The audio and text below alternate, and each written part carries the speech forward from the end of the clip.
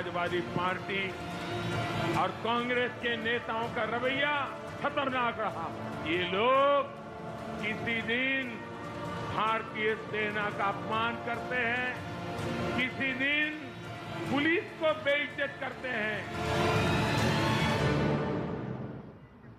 और एक बड़ा पैनल इस वक्त मेरे साथ जुड़ चुका है। सबसे पहले मैं अपने मेहमानों का आपसे परिचय करवाऊं, फिर एक एक करके सवाल पूछेंगे और हम समझेंगे कि उत्तर प्रदेश के चुनावी माहौल में अगर आतंकी एंगल की एंट्री हुई है तो इसके सियासी मायने क्या है। सबसे पहले गौरव भाटिया बीजेपी से इस वक्त मेरे साथ जुड़ रहे हैं, फाजिल अहमद राजनीतिक विश्लेषक हैं, विक्रम सिंह पूर्व DGP UP, Arun Rajbhar SP के नेता हैं, हिलाल अहमद कांग्रेस पार्टी से। सबसे पहले मैं गौरव भाटिया का रुख करूंगी और मैं अपने दर्शकों को अपडेट कर दूं, अनुराग ठाकुर केंद्रीय मंत्री कुछ ही देर में हमारे साथ जुड़ने वाले हैं, तो एक एक करके सवाल उनसे भी पूछेंगे। लेकिन सीधे मैं गौरव भाटिया आपके पास आती हूँ। ये जो पूरा सियासी माहौल है और जिसमें आतंकी कनेक्शन की अब एंट्री हो चुकी है, एक तस्वीर सामने आई और तस्वीर के बाद बवाल, लेकिन तस्वीर के सामने आने के बाद सफाई अखिलेश यादव की तरफ से ये आती है कि अगर कोई आतंकी है तो कार्रवाई कीजिए। बवाल क्यों है? देखिए रीमा जी, सबसे पहले तो गौरव जी, पहले जो गुजरात में बॉम्ब ब्लास्ट हुए थे उसमें एक ऐतिहासिक फैसला आया। जब 38 जो आरोपी थे दोष सिद्ध हुआ और उनको फांसी की सजा मिली। और मैं साधुवाद देना चाहूंगा तत्कालीन मुख्यमंत्री रहे नरेंद्र मोदी जी गुजरात के, गृह मंत्री जी, जो पीड़ित परिवार थे उनको इंसाफ मिले। आज उसी बात को आगे बढ़ाते हुए जो श्री नरेंद्र मोदी जी ने कहा है वो बहुत महत्वपूर्ण है। और मैं समझता हूं कि किसी के भी मन में ये सवाल आएंगे जब नरेंद्र मोदी जी कहते हैं कि उन्होंने गौरव भाटिया, मैं आपके पास आऊंगी। इस वक्त केंद्रीय मंत्री अनुराग ठाकुर मेरे साथ जुड़ चुके हैं। अनुराग जी, आपका बहुत बहुत स्वागत है। सबसे पहला सवाल, साइकिल पर बम, सियासी मायने और पब्लिक और दर्शक यहाँ के समझना चाहते हैं और जो यूपी की जनता है वो समझना चाहती है कि इसके मायने क्या हैं।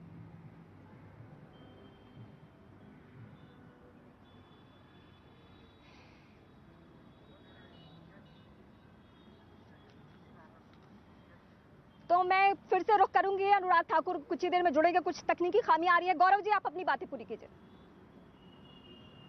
धन्यवाद रीवा जी।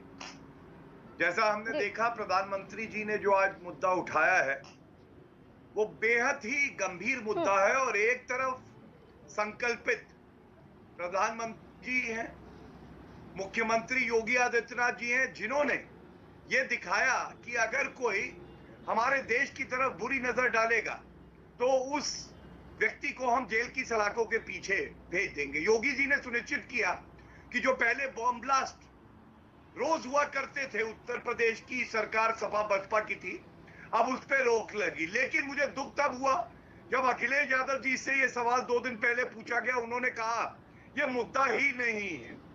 विशाखी के लिए माफी गौरव जी, मैं आपको बार बार रोक रही हूँ। अनुराग ठाकुर दरअसल इस वक्त हमारे साथ जुड़ चुके हैं, मैं आपके पास आऊंगी। अनुराग ठाकुर केंद्रीय मंत्री इस वक्त हमारे साथ जुड़ चुके हैं। अनुराग जी, पहले एक प्रेस कॉन्फ्रेंस के जरिए बाकायदा आपने एक तस्वीर जारी की, उस तस्वीर को लेकर भी बहुत कुछ खुलकर बातें समाजवादी पार्टी की तरफ से नहीं आई, लेकिन आज देश के प्रधानमंत्री नरेंद्र मोदी ने कहा है साइकिल पर बम। अब इसके मायने क्या समझा जाए? देखिए, सबसे बड़ी बात यह है कि भारतीय जनता पार्टी की जीरो टॉलरेंस की नीति है आतंकवाद के खिलाफ। और ये आज की नहीं, जब से मोदी जी गुजरात के मुख्यमंत्री थे तब 2008 के बॉम्ब ब्लास्ट में 19 दिन के अंदर पूर्ण कार्रवाई करके एसआईटी का गठन भी हुआ, आतंकवादी पकड़े भी गए। और अब जब न्यायालय का निर्णय आया है कि 49 ऐसे आतंकवादियों में से 38 को फांसी और 11 को ताउम्र कैद की गई है, ये अपने आप में दिखाता है कि हमने जो उस समय कार्रवाई की थी वो सच साबित हुई, आतंकवादियों के खिलाफ हुई। लेकिन बड़ी बात यह है कि जिन साइकिलों पर बम रख के निर्दोष 56 लोगों की जानें ली गई, सैकड़ों घायल हुए, वो साइकिल पर बम लगाने वाले कौन थे? उसका सीधे तार मास्टरमाइंड का समाजवादी पार्टी से जुड़ा हुआ था। आतंकवादी का परिवार और उनके पिता समाजवादी पार्टी के नेता हैं। अखिलेश यादव जी उनको बार बार अपने मुख्यमंत्री निवास, जब मुख्यमंत्री थे तब वहां पर उनको बुलाते थे। कई तस्वीरें पब्लिक में है कि कैसे अखिलेश यादव जी का हाथ आतंकवादियों के साथ था, कैसे उनके परिवारों को संरक्षण था। सपा पार्टी ये समाजवादी पार्टी नहीं, ये समाज विरोधी पार्टी के गुण है। अपराधियों को तो ये संरक्षण देते ही थे, चाहे वो अतीक अहमद हो, मुख्तार अंसारी हो, नाहिद हसन हो, आजम खान जैसे लोग हो। लेकिन आतंकवादियों पर भी अखिलेश यादव जी ने 2012 में कहा था, नहीं 2012 में इनके मैनिफेस्टो में था, इस फहरिस्त को लेकर, इस लिस्ट को लेकर सवाल उठाए गए हैं। पीएम ने भी बकायदा एक लिस्ट दी है और पीएम भी सिलसिलेवार तरीके से बोलते रहे, लेकिन दो सफाई आई है। अखिलेश यादव की ये सफाई आती है कि आतंकियों का एंगल इस तरीके से लाना ये हार की बौखलाहट है बीजेपी की, ये कहा जा रहा है आप लोगों के लिए। देखिए, हमें देश प्राथमिकता है, देशवासियों की सुरक्षा प्राथमिकता है। हाँ। और मैं एक बात आपको जरूर कहना चाहता हूँ, इन लोगों के लिए शायद वोट ही प्राथमिकता है, सत्ता में आना ही प्राथमिकता है। हमारी प्राथमिकता सदा देश है और आगे भी देश ही रहेगी। और मैं एक बात आपको जरूर कहना चाहता हूँ, हमने सदा आतंकवाद के खिलाफ कार्रवाई की है, सत्ता में आए तब भी की और सत्ता से बाहर थी तब भी आवाज उठाई। प्रधानमंत्री जी ने तो पूरी दुनिया के सामने जाकर इंटरनेशनल फोरम्स पर भी जीरो टॉलरेंस टेररिज्म के खिलाफ, यानी कि आतंकवाद के खिलाफ उठाने का काम किया। हमने 26/11 के हमले के समय जब मनमोहन जी की सरकार मूक दर्शक बनी रही, उस समय भी आवाज उठाई। जब बाटला हाउस कांड में इंस्पेक्टर मोहन चंद शर्मा जी, उनकी शहादत हुई और सोनिया गांधी जी वहां नहीं गई, अपनी सरकार के समय आतंकवादियों के परिवारों के पास जाकर फूट फूट कर रोई। ये कांग्रेस के ही नेता सलमान खुर्शीद ढिंडोरे पीट पीट कर बताते थे। ये अंतर है भारतीय जनता पार्टी और बाकी पार्टियों में। और मैं बताना चाहता हूं जनता को आपके चैनल के माध्यम से, अखिलेश जी ने वायदा किया था 2012 में कि हम सत्ता में आएंगे तो मुस्लिम युवाओं के खिलाफ जो आतंकवाद के चार्जेस है उनको ड्रॉप करेंगे। आखिर ऐसा क्यों? और 2013 में उन्होंने चार्जेस ड्रॉप किए, कोर्ट ने संज्ञान लिया, कोर्ट ने कहा आज आतंकवाद के चार्जेस ड्रॉप करोगे तो कल आप इनको पद्म भूषण दोगे क्या? इतनी कड़ी टिप्पणी की थी। ये अखिलेश यादव जी ने पहली बार नहीं किया है। अहमदाबाद बम धमाकों के मास्टरमाइंड के परिवार को संरक्षण दिया, उनको तो दिया ही। आतंकवादियों के खिलाफ चार्जेस ड्रॉप करने का काम भी किया। जी, मौजूदा वक्त में 5 राज्यों में चुनाव, अलग अलग एंगल से खबरें निकलकर सामने आती रही। कोई खालिस्तानी के लिए नहीं बोल रहा है, कोई आतंकी के लिए नहीं बोल रहा है। क्या सत्ता की राहें आतंकी और खालिस्तानियों के जरिए तय होगी? देखिए, कुछ लोगों के लिए तो यही है। अगर अरविंद केजरीवाल जी को लगता है कि वो पंजाब के मुख्यमंत्री बने या फिर खालिस्तान बनाकर उसके प्रधानमंत्री बने, तो ये उनके अपने ही पार्टी के संस्थापक सदस्यों ने ये बात कही। बड़े गंभीर आरोप हैं और इस पे कोई सीधा उत्तर अरविंद केजरीवाल जी ने आज तक नहीं दिया है। जिस व्यक्ति ने पंजाब के किसी व्यक्ति को, पंजाबी बैकग्राउंड वाले को दिल्ली में मंत्री नहीं बनाया, सिख को मंत्री नहीं बनाया, महिला को मंत्री नहीं बनाया, पंजाबी भाषा को दूसरी श्रेणी पर था वो उसको भी हटा दिया है, उर्दू को रख दिया है। ये कैसे आप उनसे अपेक्षा करते हो पंजाब का वो भला करेंगे? वो पंजाबियत के खिलाफ है। आखिरी सवाल, अखिलेश जी आम जनमानस की सुरक्षा नहीं, अखिलेश जी तो आतंकवादियों को तुष्टीकरण की राजनीति करके वोट प्राप्त करना चाहते हैं। ये तुष्टीकरण की राजनीति समाजवादी पार्टी को भारी पड़ेगी, क्योंकि देश और प्रदेश की जनता कभी आतंकवादियों के समर्थकों को एक आखिरी सवाल आपसे मैं यही समझना चाहती हूँ अनुराग जी, आपके पास वक्त की कमी है, मुझे आपसे ये बस पहलू समझना है कि बार बार सवाल उठे समाजवादी पार्टी को लेकर, जब टिकट वितरण हुआ तभी भी, जब पार्टी में कोई दूसरे नेता ज्वाइन कर रहे थे तभी भी, और आज की तारीख में तो सीधे सीधे अहमदाबाद का कनेक्शन सामने आ चुका है, आतंकियों का कनेक्शन। लेकिन फिर भी अगर पार्टी अपनी स्ट्रैटेजी में बदलाव नहीं कर रही है तो क्या ये सारा खेल वोट बैंक को लेकर है? निश्चित तौर पर, साफ तौर पर दिखता है कि इनके लिए देश प्राथमिकता नहीं, सत्ता प्राथमिकता है। ये सत्ता में आके मेवा खाने का काम करते हैं। दूसरी ओर भारतीय जनता पार्टी आके देश को सुरक्षित भी और सेवा करने का काम भी करती है। और मैं एक बार और बड़ा स्पष्ट आपके चैनल पर कर दूं, अखिलेश जी के मंसूबे कभी नहीं पूरे होंगे कि वो इन आतंकवादियों के खिलाफ ना बोल के एक टिप्पणी उन्होंने नहीं की। अखिलेश यादव जी ने यहाँ तक नहीं कहा कि वो न्यायालय के इस फैसले का स्वागत करते, नहीं कहा। उन्होंने इस बात का खंडन नहीं किया कि उस आतंकवादी जिसको फांसी हुई उसके पिता अखिलेश जी की पार्टी के नेता हैं, इसका भी नहीं उन्होंने कोई खंडन किया। ये भी मैंने आरोप लगाया कि उन्होंने बिरयानी खाने के लिए उनके पिता को अपने यहाँ पर बुलाया था जो आतंकी है। अखिलेश जी ने उसका खंडन भी नहीं किया। आखिरकार अखिलेश जी की चुप्पी साफ दिखाती है, आतंकवादी अब्बूजान, समाजवादी भाईजान, इसलिए है बंद जुबान। चलिए, हमें वक्त देने के लिए बहुत शुक्रिया। मैं सीधे अपने मेहमानों का रुख करती हूँ। गौरव भाटिया, मैं आपके पास आऊंगी। गुस्ताखी के लिए माफी, दो बार आपकी बातें पूरी नहीं हुई, लेकिन इस वक्त अरुण राजभर हैं। मैं आपके पास सीधे आती हूँ। समाजवादी पार्टी तो हालांकि सवालों से इन दिनों बचती हुई नजर आ रही है, लेकिन मैं आपके जरिए समाजवादी पार्टी की स्ट्रैटेजी समझना चाहती हूँ कि अगर इतने सारे सवाल उठ रहे हैं और आपको पता है कि अगर हमने सही तरीके से जनमानस में ये बातें नहीं भरी तो नुकसान हो सकता है, क्योंकि देश की सुरक्षा का मामला है, आतंक का मामला है, इस पे तो बोलना पड़ेगा।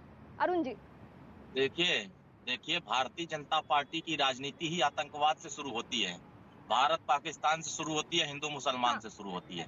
ये विकास पे बात नहीं कर सकते हैं। इनसे कहिए ना 5 साल सरकार चलाए हैं तो विकास के नाम पर वोट मांगिए, क्योंकि माननीय प्रधानमंत्री देश के सबसे बड़े प्रधानमंत्री कहे जाते हैं और वो सबसे बड़े झूठ बोलते हैं। उससे छोटे नेता है माननीय मुख्यमंत्री, उनसे बड़े झूठ बोलते हैं। तो ये झूठ बोलने वालों को उत्तर प्रदेश की जनता अब नकार रही है। तो मुद्दा विहीन भारतीय जनता पार्टी अब गड़े हुए मुर्दे को उभार करके वो सोच रही मुझे वोट मिल जाएगा। जनता महंगाई पर बात करना चाहती है, हम तो मुद्दे के आधार पर जनता में बात कर रहे हैं। वो महंगाई कम करने के लिए बात कर रही है, वो बेरोजगारी दूर करने की बात कर रही है, वो 300 यूनिट बिजली फ्री देने की बात कर रहे हैं। मुद्दा है और हम एक समान अनिवार्य शिक्षा देने की बात कर रहे हैं। भाजपा क्या कर रही है? आतंकवाद, हिंदू मुसलमान, भारत पाकिस्तान। तो उनसे पूछिए ना कि जब 370 हटा देश से, कश्मीर से, तो फिर आतंकवादी गतिविधि और तेज क्यों बढ़ गई? हमारे जो हमारे आती हूँ मैं जी, नहीं मुद्दे पर बात होनी गौरव भाटिया, मुझे आपसे जानना है, क्या ये गड़ा हुआ मुद्दा है? जैसे मुद्दे कहाँ से आ गए? आतंकवाद का मामला क्या गड़ा हुआ मुद्दा है? प्रधानमंत्री हिंदू है, देश का गृह मंत्री हिंदू है। शांत कराएंगे तो मैं बोलूंगा, मैं आज चीकम चिल्ली करने नहीं आया। एक बार प्लीज आप बोलिए, आप पहले सुन लीजिए, आप गौरव भाटिया को सुन लीजिए पहले। जी गौरव जी। देखिए रीमा जी, सबसे पहले तो एक बात है जो आज प्रधानमंत्री जी ने बताया कि केंद्र सरकार हो और चाहे भाजपा शासित सरकारें हो, आतंकवाद पे हमारी जीरो टॉलरेंस की नीति है। और इससे दर्द किसे हो रहा है? समाजवादी पार्टी का प्रवक्ता किसी डिबेट में नहीं आएगा।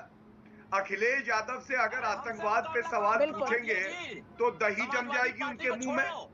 शांत कराइए, गठबंधन के सहयोगी हैं, हमसे मुकाबला। जब आप व्यवस्था ठीक कर ले तब मैं बोलूंगा। नहीं कर सकते आप नौजवानों को रोजगार देने के मुद्दे आप प्लीज अरुण जी प्लीज आपकी बात हो चुकी है। मैं गौरव जी से सवाल पूछ रही हूँ, प्लीज ऐसे डिबेट नहीं चलेगा, ऐसे नहीं चलेगा, ऐसे डिबेट नहीं चलेगा। प्लीज मैं रिक्वेस्ट कर रही हूँ आपसे, मैं आपसे रिक्वेस्ट कर रही हूँ, प्लीज इनकी आवाज कम की जाए, इनकी आवाज कम की जाए। गौरव जी। रीमा जी देखिए, हम लोग आते हैं कि एक सकारात्मक चर्चा करेंगे, लोकतंत्र में होनी भी चाहिए। ये लोग अपनी पार्टी में बता के आते हैं कि देखिएगा सबसे ज्यादा समय हम बोलते रहेंगे, और ये सोचते हैं कि ये इनकी योग्यता है। ये योग्यता नहीं है। जो बड़े प्रश्न आज श्री नरेंद्र मोदी जी ने उठाए हैं उसको मैं रखना चाहता हूं। उन्होंने बताया किस तरह से बसपा की सरकार ने ये भी नहीं सुनिश्चित किया कि नागरिक सुरक्षित रहें, और मायावती के समय में कितने बॉम्ब ब्लास्ट हुए, और अखिलेश यादव तो उनसे भी आगे निकल गए। अखिलेश यादव ने ये कहा कि अगर, और मैं उनके मैनिफेस्टो से ये लाइन पढ़ना चाहूंगा, ये 2012 का समाजवादी पार्टी का मैनिफेस्टो है। बता दीजिए भारतीय जनता मैं आपका पहलू समझ चुकी हूँ, लेकिन विक्रम सिंह पूर्व डीजीपी है उत्तर प्रदेश के। सर मुझे आपसे ये जानना है कि जिस तरीके से माहौल बना है और जैसे सियासत हो रही है, जब आतंकी गतिविधियां होती है, जब आतंकी घटना को लेकर कोई सवालों के घेरे में आता है, तो तमाम पार्टियां एक नहीं होती है। प्लीज अरुण जी आप प्लीज चुप रहिए। अरुण जी प्लीज, गेस्ट से इस तरीके से नहीं, इस तरीके से बात नहीं, प्लीज आप बहुत गलत कर रहे हैं। प्लीज इनकी आवाज कम की जाए, इनकी आवाज कम की जाए। विक्रम सर मुझे आपसे जानना है कि ये पॉलिटिकल एंगल क्यों बन जाता है? आतंकी घटना में तो सारी पार्टियों को एक हो जाना चाहिए। अगर समाजवादी पार्टी से एक तस्वीर को लेकर सवाल पूछा जा रहा है तो जवाब तो देना चाहिए। रीवा जी, आपने लाख रुपए की बात कही है। राष्ट्रहित और राष्ट्र सुरक्षा सर्वोपरि है और मैं तो ये अपेक्षा करता था कि सभी विद्वान पैनलिस्ट, सभी राजनीतिक दल इसमें मतैक्य होना ही चाहिए था, यूनानिमिटी होनी चाहिए थी। अगर राष्ट्र रहेगा तो हम रहेंगे, राजनीतिक दल रहेंगे, निर्वाचन होंगे और कोई मुख्यमंत्री बनेगा, लेकिन जब राष्ट्र ही नहीं रहेगा तो हम आप क्या, फिर कुछ नहीं रहेगा। इसलिए ये जरूरी था कि कम से कम इसमें राष्ट्र विरोधी तत्वों के विरुद्ध ऐसी कार्रवाई होनी चाहिए जो कि नतीज बने। ये गड़े मुर्दे नहीं है, ये ज्वलंत प्रश्न है जिसका समाधान आज और हमेशा इसका जवाब ढूंढना पड़ेगा। मैं आपको मुबारकबाद देना चाहूंगा कि आपने इस ज्वलंत विषय के ऊपर इतना बड़ा प्रोग्राम किया और इसके तो समाधान देना ही पड़ेगा। क्या मजबूरी थी कि चरमपंथियों के मुकदमे वापस लिए गए? क्या कारण था कि इसके दूसरे विलोम में कि पुलिस कर्मियों, कमांडोज, मेरे ऊपर, बिजलाल के ऊपर आपने मुकदमा लिखा और फर्जी मुकदमा लिखा। हाईकोर्ट से आपको फटकार लगती है कि क्यों नहीं आप इनको पद्म विभूषण देते हैं। इसके अलावा चरमपंथियों की तरफ से जो एक तरीके से एक पीड़ा आपके दिल में है, और अभी तो अहमदाबाद बॉम्ब ब्लास्ट का एक जो व्यक्ति है, आरोपी या जो आपको दोषी कहा जाएगा, उसका पिता, आपके नेता की सफाई देनी पड़ेगी आपको, क्योंकि इनसे एक रिस्पेक्टेबल डिस्टेंस सबका रखने की जिम्मेदारी है। एक शातिर अपराधी के पिता का आगमन आपके पास कैसे हुआ, ये अंतर्मंथन आप कीजिए, और ये जरूरी है कि इनसे रेस्पेक्टेबल डिस्टेंस रखें और ऐसे इनको समाप्त करें। मेरी बात रीमा जी कठोर जरूर है, लेकिन मेरा खून खौलता है, जैसे सिगरेट का पट बुझाया जाता है, उसी तरीके से चरमपंथियों को बुझाना पड़ेगा। अभी पब्लिक के पाले में है। बेहतर ये है, बेहतर स्थिति विक्रम सर ये है कि बेहतर स्थिति ये है कि अभी सब कुछ पब्लिक को तय करना है। पब्लिक को जो बेहतर तरीके से कन्विंस कर पाएगा वही यहाँ सत्ता में काबिज भी होगा। उत्तर प्रदेश में चुनाव है और वहीं का ये मामला है। फाजिल अहमद राजनीतिक विश्लेषक है, मैं आपसे अभी यही सवाल पूछूंगी कि अगर आतंकियों का कनेक्शन सामने आ रहा है, अगर कोई आतंकी चेहरा है तो उसके घर परिवार के साथ अगर किसी की तस्वीर सामने आती है तो सवाल पूछे जाएंगे, और एक दो नहीं बल्कि आज तो देश के प्रधानमंत्री ने कई सारे चेहरों को लेकर ये सवाल उठाए हैं कि इतने लोगों को कोर्ट में जाकर बोला गया है कि इनके केसेस खत्म कर दिए जाएं, इस हद तक कार्रवाई भी की गई है। देखिए रीमा जी, ये ऐसे समय में ये बातें हो रही हैं जब अदालत सजा सुना चुकी है। मैं जानना चाहता हूं कि क्या गौरव भाटिया जानते हैं, पेशे से वकील हैं, अगर कोई मामला संज्ञान में आया और कोई सबूत इकट्ठा हुआ तो क्या भारतीय जनता पार्टी जो गुजरात की पार्टी में भी भाजपा है और दिल्ली में भी भाजपा है, तो क्या इसकी री इन्वेस्टिगेशन कराएंगे? वो इसकी री इन्वेस्टिगेशन होनी चाहिए ना। अगर कोई आतंकवादी घटना में लिप्त है और वो बड़ा नेता है तो उसको छोड़ दिया जाए, उसके ऊपर कोई कार्रवाई ना हो। आज 14 साल बाद ये फैसला आया है। 14 साल के बाद आपको याद आ रहा है कि इसका कनेक्शन तो क्या सवाल उससे नहीं पूछा जाना चाहिए? सवाल पूछने से काम नहीं चलेगा। ये बात जो कह रहे हैं वो अलग एक पहलू है, लेकिन सवाल क्यों नहीं पूछा जाना चाहिए? अगर कोई सार्वजनिक जीवन में है तो उससे सवाल पूछे जाएंगे। किसी के पास है नहीं, अगर किसी भी शख्स की तस्वीर किसी ऐसे व्यक्ति के साथ आ जाती है जिसका प्रोफाइल संदिग्ध है, जिसके घर परिवार का कोई इस तरीके से है, क्या नहीं सवाल पूछे जाने चाहिए? आतंकियों से जुड़े हुए मामले पर भी सवाल नहीं पूछे जाने चाहिए। देश से जुड़ा मामला है, ये देश की सुरक्षा से जुड़ा मामला है। यदि कोई बड़ा नेता, चाहे मुख्यमंत्री स्तर का हो, चाहे गृह मंत्री स्तर का हो, यदि वो आतंकवादी घटनाओं में लिप्त है तो क्या उसे सजा मिलनी चाहिए? आप छोड़िए बीजेपी के सवालों को, मेरे सवालों को भी छोड़िए। उत्तर प्रदेश में अगर चुनाव है तो चुनाव में अगर जनता पूछेगी तो आप जवाब देंगे? जनता पूछेगी आप जवाब देंगे? भाषा बोल करके जनता के सवालों का जवाब देंगे? अगर कोई गतिविधि शामिल है, कोई आतंकवादी घटना में शामिल है और वो मुख्यमंत्री स्तर का नेता है, गृह मंत्री स्तर का नेता है, तो उसके ऊपर कार्रवाई नहीं होनी चाहिए। केवल बातें करके छोड़ दीजिए उसको। केवल आप विक्रम सिंह साहब बैठे हैं, गौरव भाटिया, क्या इनके जवाब से आप संतुष्ट हैं? जिस तरीके से ये बता रहे हैं और जो फेवर कर रहे हैं समाजवादी पार्टी के मुखिया का या पूरी पार्टी का, गौरव भाटिया गतिविधि में मैं आती हूँ, आपके पास आती हूँ। फाजिल अहमद, मैं आपके पास आती हूँ। फाजिल अहमद, सवाल कुछ और पूछो, जवाब कुछ और दिया जाता है। गौरव भाटिया चाहिए कि नहीं होनी चाहिए इसकी दोबारा जांच कराइए। अपनी बात इनको शांत करा लीजिए प्लीज। क्या मुझे सिंगल विंडो में काट लीजिए, मैं अपनी बात रख लूं, दर्शक भी सुनना चाहेंगे। हो गया गौरव जी। देखिए, जब आप दूसरे प्रवक्ता के पास गई, मैं कुछ तथ्य रख रहा था, पूरा देश ये जानना चाहता है। आदरणीय प्रधानमंत्री जी ने जो आज बात उठाई, एक एक करके उसको मैं आपके समक्ष रखता हूं। सबसे पहले देखिए, अनुराग ठाकुर जी ने भी जो बात कही, समाजवादी पार्टी का 2012 का मैनिफेस्टो है।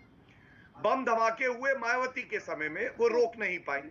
समाजवादी पार्टी उनसे आग निकल गई। क्या बोला, मैं अब पढ़ देता हूं। दहशतगर्दी के खिलाफ कार्रवाई की आड़ में उत्तर प्रदेश के जिन बेकसूर मुस्लिम नौजवानों को जेलों में डाला गया है, उन्हें न सिर्फ फौरन रिहा कराया जाएगा बल्कि मुआवजा दिया जाएगा। इससे क्या सामने आया? प्लीज रीमा जी, मैं अकेले अगर मैं ऐसे चर्चा, प्लीज रिक्वेस्ट कर रहा हूँ, ये तरीका ठीक नहीं है। फाजिल जी, इस तरीके से डिबेट नहीं होगा, और खासकर मैं इस तरीके से बात नहीं करती हूँ। फाजिल जी, मैं सबको समय देती हूँ, मैं कांग्रेस पार्टी के लीडर के पास भी जाने वाली हूँ। वक्त की कमी हो रही है।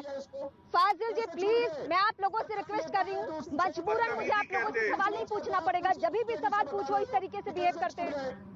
जब मैं गौरव जी से सवाल पूछती हूँ, टू द पॉइंट वो आंसर देते हैं। आप क्यों उनके वक्त में क्यों आप शोर मचा रहे हैं? ऐसे डिबेट नहीं होगा, प्लीज बात को समझिए। गौरव जी देखिए, दूसरी बात, एक और तथ्य बताता हूं। हमने देखा योगी आदित्यनाथ जी की सरकार आई, एक मजबूत सरकार थी। पिछले अभी कुछ माह पहले एक आतंकवादी अलकायदा मॉड्यूल का पकड़ा गया। पुलिस वालों ने अपनी जान पे खेल के उसको पकड़ा। प्रेशर कुकर लेके बाहर आ रहे थे। अखिलेश यादव के शब्द हैं, उन्होंने कहा मुझे वर्दी पे भरोसा नहीं है, उनको आतंकवादियों पे भरोसा है, हिस्ट्री शीटर पे भरोसा है। और आज मैं पूछना चाहूंगा कि ये जो दोष सिद्ध हुआ है अहमदाबाद बॉम्ब ब्लास्ट में, इसमें एक दोषित व्यक्ति के जो पिता हैं, वो समाजवादी पार्टी का जो आजमगढ़ यूनिट है उसमें उपाध्यक्ष रहे हैं। उस व्यक्ति की तस्वीर वो सारे डिटेल्स दिए जा चुके हैं गौरव जी, लेकिन उस तरीके से सफाई आ नहीं रही है। मैं कांग्रेस पार्टी के लीडर के पास जाती हूँ। हिलाल अहमद इस वक्त हमारे साथ है। हिलाल जी, गुस्ताखी के लिए माफी, क्योंकि बहुत वक्त लग गया आप तक आने में, क्योंकि डिबेट में हम उस तरीके से डिस्कस कर रहे थे। हिलाल जी, क्या आपको समाजवादी पार्टी से सवाल पूछने का मन नहीं करता? क्योंकि चुनाव तो आप भी उत्तर प्रदेश में लड़ रहे हैं, और अगर ये सीधे आतंक से जुड़े हुआ मामला है तो जाहिर सी बात है कि कांग्रेस पार्टी की स्ट्रैटेजी तो होगी ना देश हित में। तो समाजवादी पार्टी से आप सवाल पूछेंगे या नहीं पूछेंगे? नहीं रीमा जी, आपकी बात बिल्कुल सही है। सवाल जो है बहुजन समाज पार्टी से भी पूछा जाना चाहिए। गौरव भाटिया जी ने बिल्कुल सही कहा, उनके वक्त के ऊपर इतने बम ब्लास्ट हुए। सवाल जो है वो सभा से भी पूछा जाना चाहिए जिनके समय पर आतंकवादी घटनाएं हुई। और सवाल जो है 2008 की जो गुजरात की सरकार है, नरेंद्र मोदी जी, उनसे भी पूछा जाना चाहिए कि आखिर उनके समय में घटनाएं कैसे हुई। सवाल का जवाब सवाल नहीं होता है हिलाल जी, सवाल का जवाब सवाल नहीं होता है। मैंने जिस एक सवाल पूछा है, क्या समाजवादी पार्टी से सवाल पूछा जाना चाहिए? आप सवाल पूछेंगे, पब्लिक के पास आप भी जाने वाले। मुझे बस 2 टुक आप जवाब दीजिए। हमारी बात आने दीजिए। भारतीय जनता पार्टी का नाम लेते ही आपको बुरा लग गया क्या? हम तो जो है सबसे लड़ रहे हैं। इलेक्शन हम बहुजन समाज पार्टी से भी लड़ रहे हैं, हम उनसे भी सवाल पूछेंगे। हम समाजवादी पार्टी से लड़ रहे इलेक्शन, हम उनसे भी सवाल पूछेंगे। हम भारतीय जनता पार्टी से भी सवाल पूछेंगे कि 2008 में नरेंद्र मोदी जी के मुख्यमंत्री होते हुए वहां बॉम्ब ब्लास्ट हुआ, कानून व्यवस्था चूकी। बंगलौर में जो 2008 में, मतलब आप अहमदाबाद पे नहीं बोलेंगे, आप अहमदाबाद पे नहीं बोलेंगे, और आप समाजवादी से भी सवाल नहीं पूछेंगे कि आखिर भारतीय जनता गौरव जी, मैं आप ही के पास आऊंगी। तो सवाल तो सबसे पूछे जाएंगे। सवाल ऐसा नहीं है कि सिर्फ एक से पूछे जाएंगे। हाँ। ये कैसे हो सकता है? क्या आपने मेरे सवाल का जवाब दिया? और हिलाल जी, आपने मेरे सवाल का जवाब दिया, आपने मेरे सवाल का जवाब दिया। नाकाम हुए हैं। देखिए, इस वक्त उत्तर प्रदेश की जनता आपको देख रही है, चुनाव आप भी लड़ रहे हैं। अगर आतंक के मामले पे, आतंक के मसले पे अगर कांग्रेस पार्टी अपनी स्ट्रैटेजी क्लियर नहीं करती है तो नुकसान आपका होगा। आप भी पब्लिक के पास जा रहे हैं। चुनावी माहौल है सर। हम सबसे सवाल पूछेंगे आतंक के मामले में। हम भारतीय जनता पार्टी से मुझे तो इतना समझना है ना, आप अगर नहीं पूछने देंगे, आप मत पूछने दें। हम जो है मंच पे पूछेंगे, हर जगह पूछेंगे। मैं गौरव भाटिया के पास ही जाती हूँ। गौरव भाटिया, आपके ऊपर सरासर एलिगेशन लग रहे हैं और कांग्रेस पार्टी लगा रही है, लेकिन अभी भी मेरे सवाल का जवाब कांग्रेस पार्टी ने नहीं दिया है कि समाजवादी पार्टी से सवाल पूछा जाना चाहिए या नहीं जाना। गौरव भाटिया, बिल्कुल उनसे पूछा जाएगा। देखिए हिलाल जी, मुझे सुनेंगे, मैं आशा करता हूँ। मैंने उनको सुना। सुनिए, मैं बताता हूँ आपको। जी गौरव जी, देखिए कांग्रेस पार्टी का चरित्र क्या है। ये लोग पहले जो आरोपी होते हैं उनका, भाई साहब मैं आपके बीच में नहीं बोला था, इतना सम्मान एक दूसरे को देना चाहिए। सवाल आपसे पूछेंगे, जवाब देंगे। प्लीज शांत होंगे, मैं बताऊंगा। अभी एंकर साहिबा ने कहा है। रीमा जी प्लीज शांत करा लीजिए, सबको एक ही बीमारी है बीच में चिल्लाने की। पता नहीं क्यों ऐसा करते हैं। आपने अपनी बात रखी है, मैं अपनी बात रखूंगा। देखिए रीमा जी मत भूलिएगा, हम ही पूछ लें आपसे। वक्त इसी में गुजर जाएगा हिलाल जी, वक्त इसी में गुजर जाएगा। आपने जो सवाल पूछा है, बीजेपी के पास में गई हूँ, बीजेपी के नेता आपको जवाब दे रहे हैं, गौरव जी आपको जवाब दे रहे हैं, फिर उसके बाद आप सवाल पूछिएगा। मैं आपके पास ही आऊंगी, यकीन मानिए जी। देखिए कांग्रेस पार्टी पहले गौरव भाटिया बोल रहे, फिर आप जवाब दीजिएगा। कांग्रेस पार्टी के प्रवक्ता को तो कुछ नहीं, केवल मनीष तिवारी जी ने जो लिखा है ना वही पढ़ लेना चाहिए। उन्होंने बताया है कैसे मोदी जी के समय में भारत ने पाकिस्तान को घुस के ठोका बालाकोट एयर स्ट्राइक पुलवामा हमले के बाद, लेकिन 26/11 के बाद मनमोहन सिंह जी मौन रहे क्योंकि सोनिया गांधी जी ने कुछ अनुमति ही नहीं दी। दूसरी बात, बाटला हाउस, कौन कह रहा था कि ये जो है आपने कौन सा ठोक दिया था? अटल जी ने नहीं दी क्या इजाजत? ये निकते मत करिए, अच्छा नहीं लगता, प्लीज बीच में मत बोलिए। आपसे भी आप सोनिया गांधी जी फूट के रोई। पार्लियामेंट की हिलाल जी आपका मौका आएगा, मैं आपके पास आऊंगी, प्लीज अभी सुन लीजिए। अभी आपने जो सवाल उठाए हैं उस सवाल का ही जवाब मिल रहा है, सुन लीजिए आप। मुझे कभी कभी बड़ा दुख होता है कि कांग्रेस के प्रवक्ता कैसे छाती पे पत्थर रख के आते हैं चर्चा में, केवल चिल्लाने, सुनने नहीं आते वो। तीसरी बात, 26/11 का हमला हुआ, आपको मालूम है राहुल गांधी रीमा जी क्या कर रहे थे? उन्हें दुख नहीं था, वो डांस नाच गाना कर रहे थे, सुबह 4 बजे तक पार्टी कर रहे थे। लेकिन मैं एक बात जरूर कहूंगा, नरेंद्र मोदी जी ने जो आज सबसे बड़ी बात कही, हमारी जो पॉलिसी है वो बदली, भारत बदला, 0 टॉलरेंस फॉर टेररिज्म। और उन्होंने खुद कहा, वो रक्त रंजित मिट्टी हाथ में लेके उन्होंने संकल्प लिया था कि जो गुनहगार हैं उनको फांसी कराऊंगा, मैं सुनिश्चित करूंगा वो जेल की सलाखों के पीछे हो। और आज ये जरूर कह सकते हैं कि आंसू देने का काम कोई करती है तो कांग्रेस सपा करती है, आंसू पोंछने का काम कोई करता है तो भारतीय जनता पार्टी करती है। और इसीलिए इनको दर्द होता है क्योंकि आतंकवादियों का भी धर्म ढूंढ के जो पूर्व डीजीपी है यूपी के, मैं सीधे आपका रुख करती हूँ। विक्रम जी, देश का इतिहास ये कहता है कि जब भी आतंकियों को पनाह देने की किसी पार्टी ने, किसी शख्स ने, किसी चेहरे ने कोशिश की है, उसका राजनीति में क्या हश्र हुआ है ये हम सबसे छिपी हुई बात नहीं है। लेकिन इसके बावजूद पार्टियां क्यों ये खतरा मोल लेती हैं? मैं यही कहना चाहूंगा, जब अपने सिक्के खोटे हो तो गैरों की बन आती है। ये तो एक बताए कि होना ही चाहिए कि राष्ट्र विरोधी गतिविधियां और राष्ट्र विरोधी तत्व, इनके ऊपर 0 टॉलरेंस पूरे देश को मानना ही होगा, क्योंकि अगर ये हम नहीं करेंगे तो ये आत्मघात से कम नहीं होगा। लेकिन बाटला हाउस एनकाउंटर के बाद मैं वो दिन नहीं भूला हूं जब ये कहा गया था कि मुठभेड़ फर्जी है। मोहन चंद शर्मा शहीद इंस्पेक्टर की शहादत को धूल दूषित किया गया। इसके अलावा जो संकट मोचन ब्लास्ट के मुलजिम थे उनके अपराध वापस लिए गए, उनके सारे चार्जेस वापस लिए गए। इसके अलावा जो ट्रिपल कचहरी ब्लास्ट था 2007 के लखनऊ, तत्कालीन फैजाबाद, वर्तमान बनारस के, उनके केसेस वापस लिए गए। और यहाँ तक कि खालिद मुजाहिद की एक जो इत्तेफाकन मौत थी, उस मौत को लेकर के एक फर्जी मुकदमा हत्या का एसटीएफ के कमांडोज, अफसरान और अधिकारी ऊपर लगे जिससे कि उनका मनोबल नीचा हो। यही नहीं, एक कड़ा संदेश देने के लिए, जिसको बिरलाल जी के शब्दों में कहा गया कि हमारे प्यारे आतंकवादियों की तरफ देखने का दुस्साहस कैसे किया। मैं यही कहना चाहूंगा, ये राजनीति संदेश से चलती है। आपको ये चाहिए था, मेरा परामर्श होगा, मैं किसी राजनीतिक दल में नहीं हूं, लेकिन मैं चाहूंगा एक भारतीय होने के नाते संविधान की सर्वोच्च प्राथमिकता।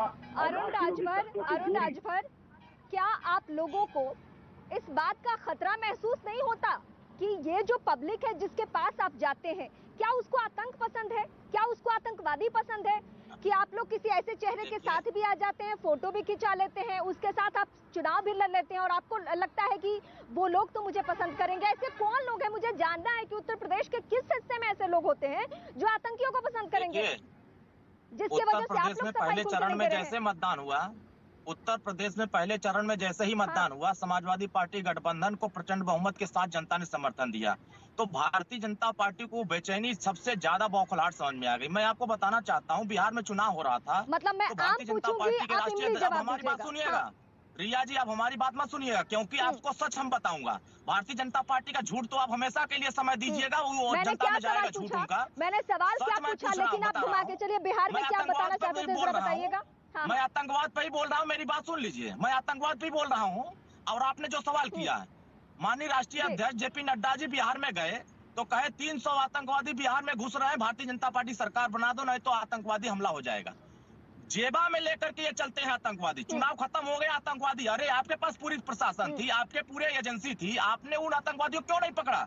जब पठानकोट में हमला हुआ, आपको पता है बिहार की चौहद्दी भी मालूम है, बिहार की चौहद्दी भी मालूम है आपको। बिहार का एक हिस्सा नेपाल से लगता है, दूसरा हिस्सा बांग्लादेश से लगता है। जो उसका मैं आपको पहले बिहार की चौहद्दी समझा दूं, मैं आपको पहले चौहद्दी समझा दूं। अगर ये बयान आया भी था तो इस एंगल से आया होगा। गौरव भाटिया, मुझे नहीं समझ में आ रहा है कि किस एंगल से ये सवाल पूछे जा रहे हैं, लेकिन मैं जितना बिहार की चौहद्दी को जानती हूँ, एक हिस्सा नेपाल से घिरा हुआ है, एक बांग्लादेश से, और वो दोनों ओपन है, और उस लिहाज से भी आतंकियों की शायद चर्चा हुई थी। ये बौखलाहट में है, सब पगला गए हैं, सब महंगाई नहीं दिख रही है, बेरोजगारी नहीं दिख रही है, आतंकवाद दिख रहा है। रीमा जी पगला गए हैं, बौखला गए हैं, कैसी भाषा? एक कौन प्रवक्ता भेजा है भैया? नहीं, ये इसी तरीके से भाषा, इसी तरीके से भाषा, मतलब ये तो मुझे पता ही था कि आतंकवाद। मैं अब आप बताइए, गौरव भाटिया इस वक्त हमारे साथ जुड़े हुए, प्लीज थोड़ा सा करेगी।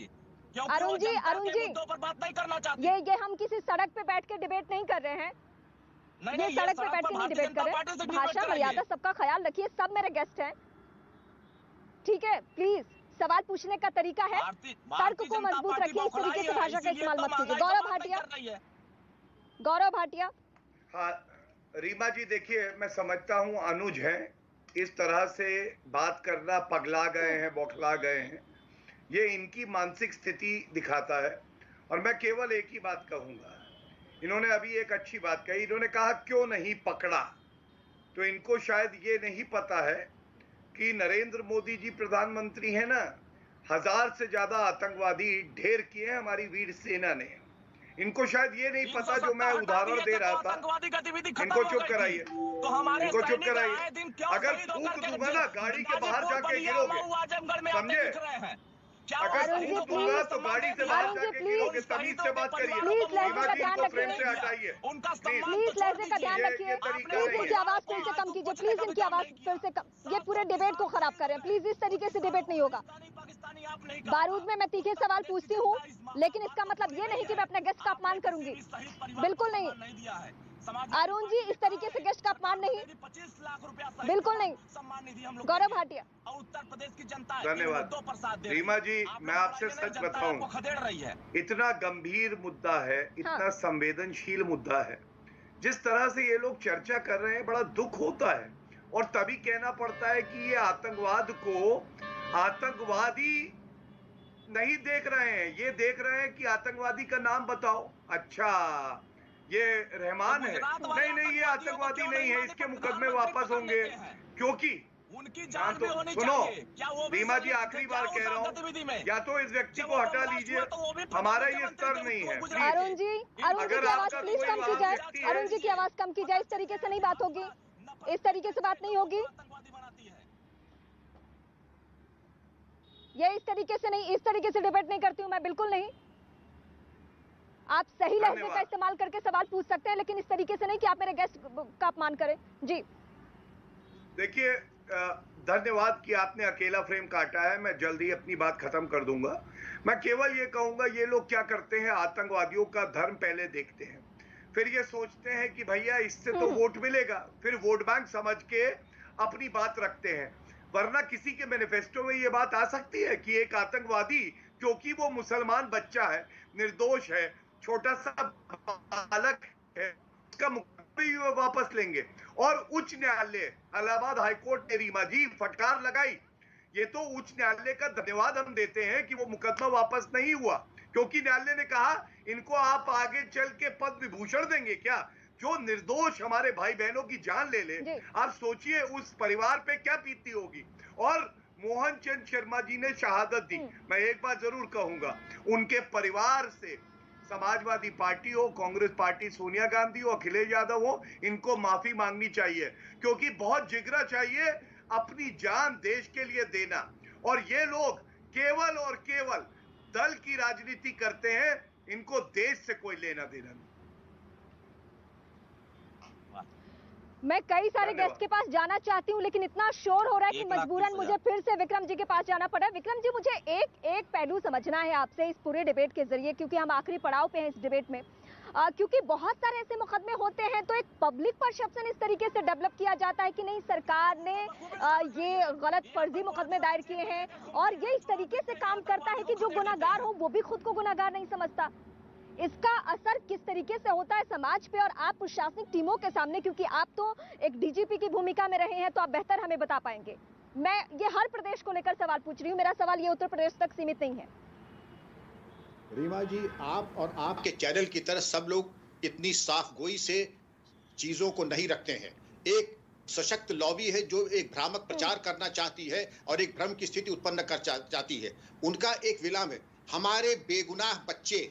उन्होंने ये नहीं देखा जो उनकी नजर में बेगुनाह बच्चे हैं वो शातिर अपराध के आरोपी हैं। न्यायालय को अपना काम करने दीजिए, पुलिस को अपना काम करने दीजिए। अगर पुलिस ने कोई त्रुटि की है तो पुलिस के ऊपर सजा हो सकती है। न्यायालय ने सर, चूंकि वक्त की कमी है तो थोड़ा टू द पॉइंट बताएंगे। हाँ बिल्कुल, और ये एक भ्रम की स्थिति उत्पन्न करने के लिए एक बड़ी सशक्त लॉबी मौजूद है जो कि भ्रम की स्थिति उत्पन्न करती है।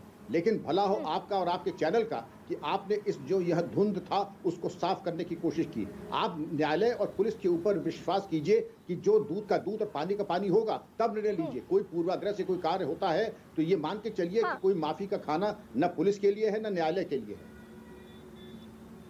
जी अरुण राजभर, एक सवाल बहुत इंपॉर्टेंट है जिसका फिर आप जवाब नहीं देंगे, लेकिन फिर भी मैं उम्मीद से पूछ रही हूँ कि क्यों इस तरीके से परसेप्शन आप लोग डेवलप करते हैं, क्यों आतंकी को आतंकी कहने में हिचक होती है?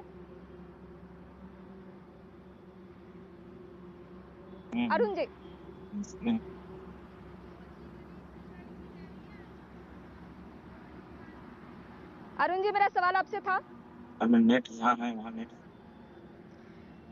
मैं हिलाल अहमद आपसे भी यही सवाल पूछूंगी। अभी गौरव भाटिया से लेकर अभी तो पूर्व डीजीपी की आप सुनेंगे ना, विक्रम जी हमारे साथ है, वो कितनी संजीदगी से बातें रख रहे हैं। क्या उनकी संजीदगी भरी बातें सुन के भी आपको नहीं लगता है कि आतंकवाद के मसले पे कम से कम राजनीति से परे हटकर हमें डिबेट करना चाहिए?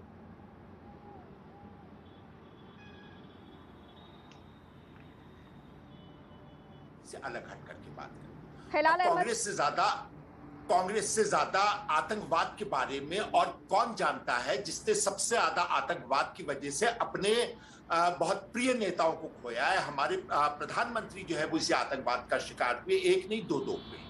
तो इस वजह से ये कहना कि आतंकवाद को लेकर के कांग्रेस जो है वो सीरियस बात नहीं करेगी, ये अपने आप में चीजों को ट्रिवलाइज करना है, एक तरफा बात करना है। आतंकवादी के लिए किसी प्रकार की कोई सहानुभूति नहीं होनी चाहिए, इसमें किसी प्रकार का किसी को कोई शक नहीं है।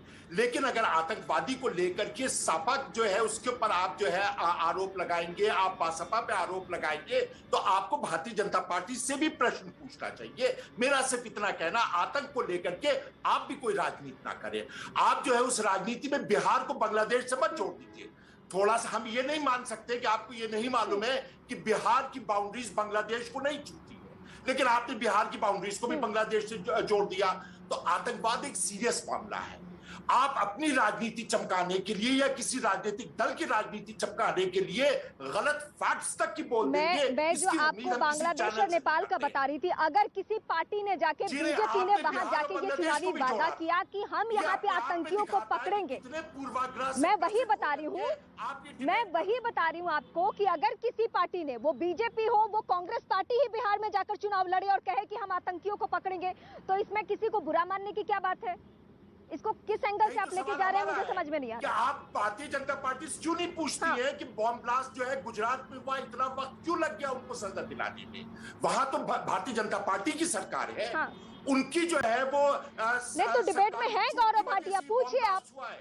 आपको किसने रोका है? बीजेपी से आप सवाल कब नहीं पूछते हैं? आप ट्विटर के जरिए पूछते हैं, आप टीवी डिबेट में पूछते हैं, सवाल क्यों नहीं पूछते? और मैं भी मैं उत्तर दे देता हूँ। मेरे भाई ने अच्छा सवाल पूछा, ये सुने। गौरव भाटिया, भारतीय जनता पार्टी की सरकार थी, भारतीय जनता पार्टी क्या? सुनिए मेरे भाई, भारतीय जनता पार्टी के लोग अब सुन लीजिए, अब आपने सवाल उठाया है, सवाल नहीं पूछा जा रहा है, सुन लीजिए। क्या जो है पठानकोट में ISI के लोगों को बुला के क्यों? फिलहाल जी सुन लीजिए। चलिए, देखिए, इन्होंने एक वाजिब सवाल पूछा। इन्होंने कहा भाजपा की सरकार थी गुजरात में 2008 में। शायद इनको तथ्य नहीं पता है। एक स्पेशल इन्वेस्टिगेशन टीम बनाई गई और सारी गिरफ्तारियां तुरंत हुई। 19 दिन में केस को सुलझा के चार्जशीट आगे फाइल करी गई, जिसका नतीजा है कि ये 38 लोगों को मृत्यु दंड मिला है और 11 लोगों को आजीवन कारावास मिला है। 19 दिन के बाद 14 साल। बीच में मत बोलिए, अच्छा नहीं लगता। मैं भी आपसे पूछूंगा, राहुल गांधी डांस क्यों कर रहे थे 26/11 के बाद? मैं आपसे पूछूं, शिवराज पाटिल अपना बंद गले का कोट क्यों बदल रहे थे? कंघी करके राम गोपाल वर्मा को क्यों लेके गए थे? पिक्चर बनवानी थी। मैं पूछूंगा तो आपको शर्म आने लगेगी। बिलाल जी, रीमा जी, ये लोग की आदत हो हिलाल गई है, अहमद, ये लोग हिलाल सुन अहमद। नहीं पाते। हिलाल अहमद, जो सवाल पूछा जा रहा है उसका जवाब नहीं देंगे। बीजेपी से सवाल नहीं पूछा जा रहा है, ये एलिगेशन लगाएंगे। अच्छा, इस बीच में गौरव जी आपके पास आती हूँ। अरुण राजभर हमारे साथ जुड़ चुके हैं। अरुण राजभर, सीधा सवाल है, क्लियर सवाल है, आतंकियों को आतंकी कहने में क्या डर लगता है? देखिए, आतंकवादियों को आतंकवादी कहना डर नहीं लगता है, लेकिन आतंकवादियों के नाम पर बिरयानी खाने पाकिस्तान जाते हैं तब डर लगता है, क्योंकि वहां जाकर ये दोस्ती बहाते हैं और देश में आते हैं जब भारत में तो पाकिस्तान के खिलाफ जहर उगलते हैं, लेकिन चीन के खिलाफ नहीं बोल सकते हैं। चीन हमारे भारत अनुराग ठाकुर ने कहा, राजभर अनुराग ठाकुर ने कहा कि बिरयानी खाने तो समाजवादी पार्टी के लोग गए थे। चीन सुरक्षा की बात आती है तो इसमें हर जगह जाएंगे। आज की चर्चा पे कुछ नहीं बोलेंगे, चिल्लाते रहेंगे। बोलने की हिम्मत भाजपा क्यों नहीं जुटाती है? ये भी चर्चा। और जब बिहार में 300 आतंकवादी घुस गए थे तो फिर उस समय जेपी नड्डा जी क्या कर रहे थे? अरे बार बार बिहार क्यों जा रहे हैं? बिहार का चुनाव खत्म हो चुका है भाई साहब। उत्तर प्रदेश में भी आतंक भूल गए हैं क्या? बताइए ना, वो आतंकवादी पूर्वांचल में चुनाव बाकी है, बिहार में खत्म हो चुका है। बिहार से निकलिए, पूर्वांचल में चुनाव बाकी है। क्यों बार बार बिहार शिफ्ट हो रहे हैं? भाजपा को खदेड़ रही है समाजवादी पार्टी छड़ी का डंडा लेकर। अरे आप अभी जा रहे हैं पब्लिक के पास, पब्लिक आपसे सवाल पूछेगी, सबके मोबाइल में फोटोग्राफ्स होगा, आपसे फोटोग्राफ्स दिखाया जाएगा कि अरे राजभर जी जिस समाजवादी पार्टी के साथ चुनाव लड़ रहे हैं वो समाजवादी पार्टी के नेता की तस्वीर किसी और के साथ वायरल है। नहीं, ये तो यही समय बहुत कम है। आपने नेता भारतीय जनता पार्टी के पहले ही सुना रहे थे कि देखिए, आप गद्दारों को गोली मारो, सालों को पब्लिक आपसे सवाल पूछेगी। आप लोग दावा करते हैं, आप लोग दावा करते हैं कि नहीं, देखिए, गद्दारों को गोदी में बिठाएंगे। सरकार का है तो ये लोग कहते हैं देश के गद्दारों को चढ़ा, उस समय का तो इनका ये मंत्र, जो हमारे देश के गद्दारों को उनकी जिम्मेदारी होती है क्यों ना गोदी में, ये का मंत्र आपने सुना? देश के गद्दारों को ये लोग महिमामंडन करना चाहते हैं, पार्टी में टिकट। काजिल अहमद, सीधा सवाल आपसे भी वही है। आतंकी को अगर आतंकी कहा जा रहा है, अगर ये दिखाया जा रहा है कि फेवर किया गया है, आतंकियों को करने की कोशिश की गई है, तो परेशानी किस बात की है? देखिए, अदालत ने हजारों लड़कों को बाइज्जत बरी भी किया है, तो जिन पुलिस वालों ने उन बेगुनाहों को जेल भेजा और अदालत ने उसको बाइज्जत बरी किया है, उसका जिम्मेदार कौन होगा? आखिर 20-20 साल के बाद जो सजा काट करके जो लड़के बाहर निकले बाइज्जत बरी होकर के, उन पुलिस वालों ने, आखिर कोई पुलिस वाला ही तो उनको जेल भेजा होगा, कोई पुलिस वाला ही तो उनको फंसाया होगा, किसी सरकार ने ही तो फंसाया होगा। उन लोगों का क्या होगा जो हजारों बच्चे जेल से 20-20 साल काटने के बाद बाहर आ रहे हैं? उन लोगों का तो ये क्या आप तय करेंगे? ये क्या आप तय करेंगे अगर कोई गिरफ्तार होता है कि वो आतंकी है या नहीं? या इस देश के कोर्ट पे भी भरोसा नहीं है? इस देश के कोर्ट पे भरोसा नहीं है। हर बार डिबेट में मुझे यही कुछ लोगों से समझ में आता है। आप सभी का बहुत शुक्रिया, वक्त की कमी है, लेकिन इस डिबेट के जरिए हमने यही कोशिश की कि हम अपने दर्शकों को बताएं ये कि पार्टियां किस तरीके से राजनीति माहौल